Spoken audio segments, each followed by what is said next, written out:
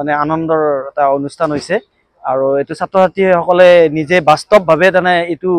ইয়াতে দেখা পালে আৰু তাৰ কাৰণে পোনপ্ৰথমে আমি বায়তাচাৰী প্ৰেছ ক্লাবক আমি আমাৰ বিদ্যালয়ৰ তৰফৰ পৰা আন্তৰিক ধন্যবাদ জনাইছোঁ আৰু আগন্তুক দিনতো আমি আপোনালোকৰ এনেকুৱা আমাৰ অনুষ্ঠান বুলি নহয় এই অঞ্চলত যাতে আমি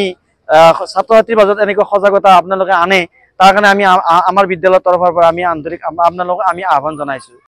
আমাৰ বায়তাচাৰী মানে প্ৰেছ ক্লাবে বিভিন্ন অনুষ্ঠান প্ৰতিষ্ঠানত গছপুলি ৰোপণ কৰে আৰু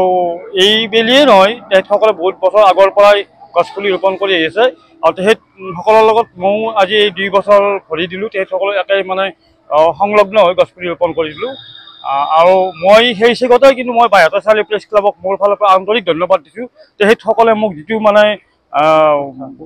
উৎসাহ দি আছে গছপুলি মই ৰোপণৰ ক্ষেত্ৰত যিটো মানে মোক উৎসাহ উদ্দীপনা দি আছে সেইকাৰণে মই তেখেতসকলক মোৰ ফালৰ পৰাই